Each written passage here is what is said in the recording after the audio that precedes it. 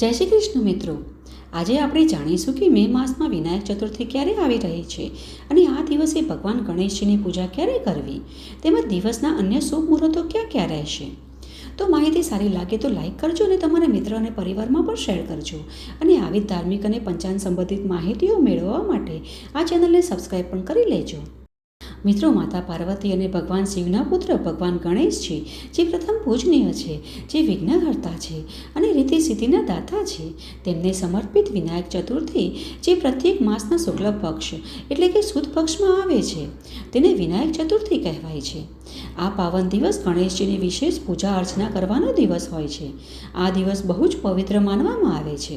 તેથી જ ભગવાન ગણેશજીના જે ભક્ત આ દિવસે ભાવપૂર્વક પૂજા અર્ચના કરી વ્રત ઉપવાસ રાખે છે, તેની બધી જ મનોકામનાઓ પૂર્ણ થાય છે અને ગણેશજીની અસીમ કૃપા મેળવી શકાય છે. અને આ વખતની વિનાયક ચતુર્થી તો ખૂબ જ વિશેષ છે, કેમ કે આ વિનાયક ચતુર્થી અધિક માસમાં આવી રહી છે. તેથી જ આ ખૂબ જ શુભદાયી અને ફળદાયી વિનાયક ચતુર્થી ગણાશે. હવે જો આપણા હિન્દુ શાસ્ત્રો અનુસાર સમયની ગણતરી 12 ચંદ્ર મહિનાઓના આધારે પર કરવામાં આવે છે. જોકે જ્યારે સૂર્ય વર્ષ અને ચંદ્ર વર્ષ વચ્ચે અંતર આવે ત્યારે તે અંતરને સંતુલિત કરવા માટે એક વધારાનો મહિનો ઉમેરવામાં આવે છે અને તેને જ અધિક માસ પુરુષોત્તમ માસ કહેવાય છે. આ વધારાનો મહિનો હિન્દુ પંચાંગમાં લગભગ 3 વર્ષે એકવાર આવે છે અને આ મહિનાની દરેક તિથિનું વિશેષ મહત્વ હોય છે અને તેનું પાલન કરવું અત્યંત પુણ્યદાયી ગણવામાં આવે છે. તેથી જ આ મહિનાની શુક્લ ચતુર્થી ખાસ કરીને ખૂબ જ શુભ માનવામાં આવી છે.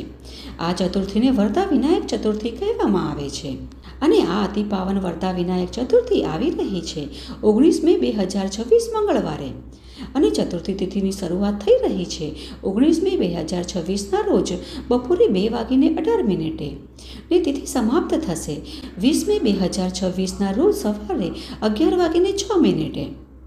હવે જો ભગવાન ગણેશજીનો જન્મ મધ્યાહનકાળમાં થયો હતો ને વિનાયક ચતુર્થીના દિવસે પણ ગણેશજીની પૂજા મધ્યાહનકાળ દરમિયાન જ કરવાનું વિધાન છે. તેથી આ વખતની વિનાયક ચતુર્થી વ્રતનું પાલન 19 મે મંગળવારે જ કરવાનું રહેશે, કેમ કે ચતુર્થી તિથિ 19 મેના દિવસે જ બપોરના સમયે વિદ્યમાન છે. હવે આ વખતે વિનાયક ચતુર્થી મંગળવારે આવી રહી છે અને જ્યારે મંગળવારે ચોથ આવે તો તેને અંગારિકા ચોથ કહેવાય છે, જે ખૂબ જ પાવન અને પુણ્યપ્રદાયની માનવામાં આવે છે. તેથી જ આ વખતની વિનાયક ચતુર્થી અત્યંત પાવન અને અનેક ગણું શુભ ફળ આપનારી ગણાશે. અને આ દિવસે પંચાંગ અનુસાર ગણેશજીની પૂજા કરવા માટેનું મધ્યાહન મુહૂર્ત રહેશે સવારે 11:16 થી બપોરે 1:56 સુધીનું.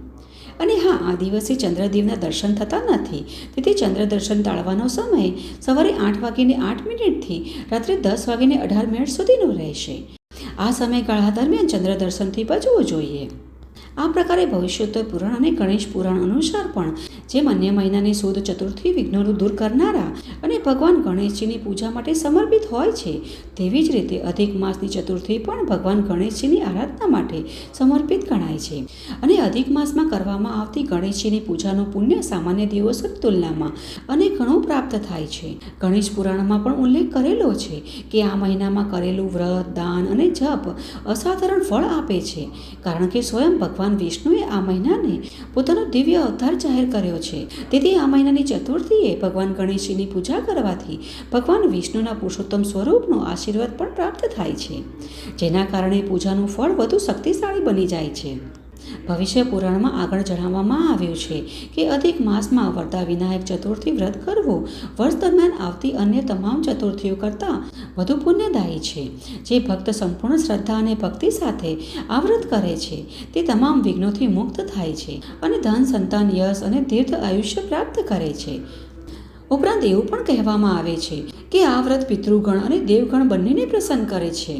શાસ્ત્રોમાં એ પણ જણાવ્યું છે કે અધિક માસમાં ચતુર્થી વ્રત કરવાથી પૂર્વજન્મોના કર્મ દોષો અને વર્તમાન જીવનની મુશ્કેલીઓમાંથી મુક્તિ મળે છે.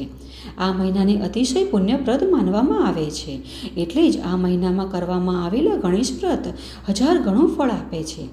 તેથી જ અધિક માસની શુક્લ ચતુર્થી માત્ર વિઘ્નોનો નાશ જ નથી કરતી, પરંતુ પુરુષોત્તમ ભગવાન વિષ્ણુની કૃપાથી મોક્ષ પણ પ્રદાન કરે છે. આ વ્રત ભક્તના જીવનમાં ભૌતિક સમૃદ્ધિ અને આધ્યાત્મિક ઉન્નતિ બંનેનો માર્ગ પ્રશસ્ત કરે છે. આથી ભક્તિભાવથી વિનાયક ચતુર્થીના દિવસે બપોરના સમયે ભગવાન ગણેશજીનું વિધિ વિધાનપૂર્વક પૂજન કરવું જોઈએ.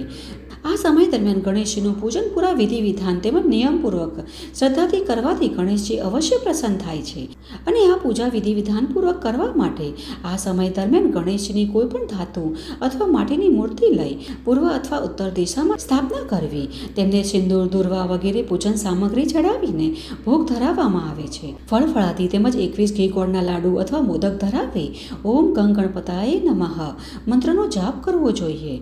ત્યારબાદ ભગવાન ગણેશજીની આરતીની સ્તુતિ કરવી જોઈએ અને પોતાના વિનાયક ચતુર્થી વ્રતનો સંકલ્પ લેવો જોઈએ. આ પ્રમાણે આ દિવસ ભગવાન ગણેશજીની પૂજા અર્ચના તેમજ તેમના નામનો જપ કરી દિવસ આખોય પસાર કરવો. ત્યારબાદ સંધ્યા સમયે પણ તેમની પૂજા અર્ચના કરવી. પણ હા, આ દિવસે ચંદ્ર દર્શન ભૂલથી પણ ન કરવા.